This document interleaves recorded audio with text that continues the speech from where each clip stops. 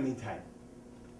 And that is how you begin a fairy tale, and my story is very much a fairy tale. Here I am, young, 17 years old. You know, I'm in one of those uncolorful French dentist waiting room. It's lit by a little 40-watt bulb, and there are little ladies looking around sheepishly. And I open a magazine at a page, and suddenly I freeze. I see something magnificent. I see something that inspires me. I see 2 towers. And the article says that one day those towers will be built. They're not even there yet. And when they are, they will become the highest in the world. Now, I need that. I need this little tangible start to my dream, you know, but everyone is looking at me, but I need that page. And so what I do is, under the cover of Sneeze, I do achoo. I turn the page, I tuck it under my jacket, and I go out. Now, I would have a toothache for 2 more weeks, but what is that pain with comparison that now I have found my dream?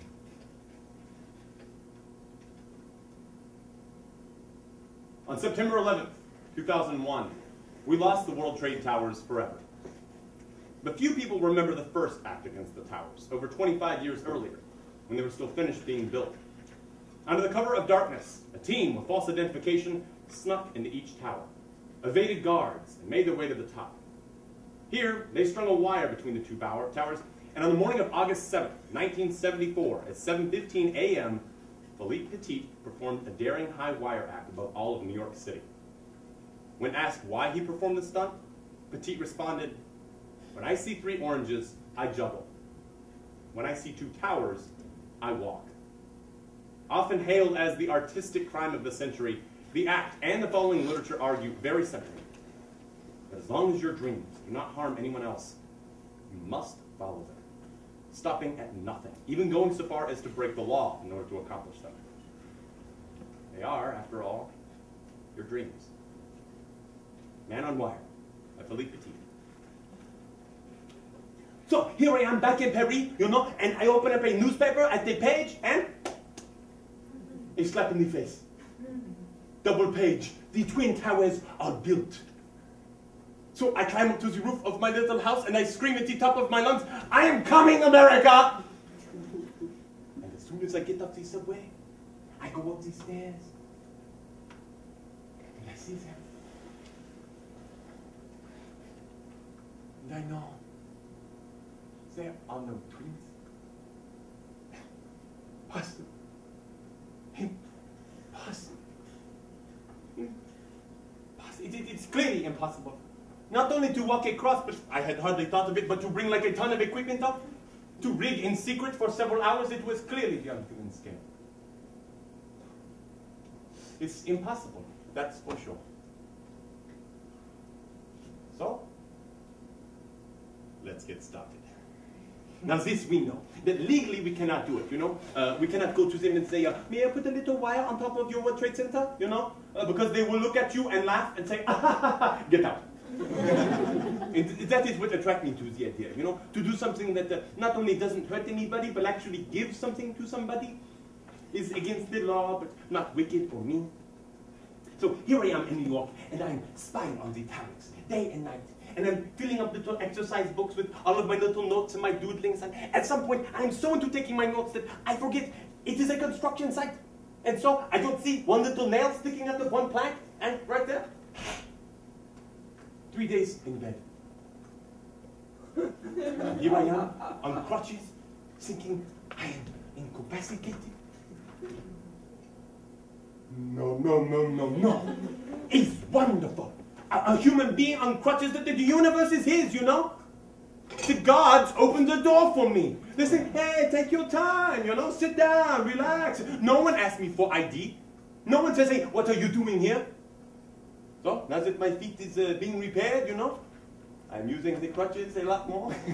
And sometimes you would see a man being with his crutches and leaning them against the wall, going over to measure something, then coming back and being with his crutches. I began my career as a young, self-taught wire walker with a dream, not so much of conquering the universe, but as a poet, with a dream of conquering beautiful stages. And the World Trade Towers are extraordinary because it's 200 feet between them. So how do you get a cable from one tower to the other? And you have to throw something with a little string attached to a bigger string to a rope and eventually the wire. Now, the plan. The plan is for me to take all of the equipment up to the 82nd floor. This is our hiding place. We have one in each tower. And the freight elevator operator, he does not hear the foreman shout, 82nd floor, even though it is all over our delivery bill, all over the package. And so he says, what floor again? And I think, right there. That's my chance. So I say very clearly, 104. And he says, okay, whatever, you know, watch your hands. And bang, the gate's playing shut. And we are going all the way up. And it is a rise toward heaven. Here we are, arriving at floor 104 with all of our equipment. And so now we begin to unload. And as we do this, I look up and I hear a guard coming.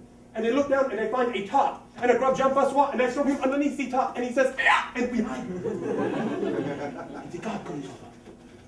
Has he seen us? Has he heard us? Has he seen the top move? He hears the crackle of his walkie-talkie. He hears the first of his cigarette and it feels like he's leaning on my ear and we don't move. Don't even breathe. So, when we sense the coast is clear, now we move. And we go for the most important equipment first. Because a wire walker is nothing without a wire to walk on, you know? And after we rig the cable, I am standing on the edge of the world. And there is no fence, no net, no nothing. And this is, I don't know, probably it's the end of my life to step out on that wire. And death is very close. So I shift my weight from the building onto the wire, and I do something which amazed the crowd.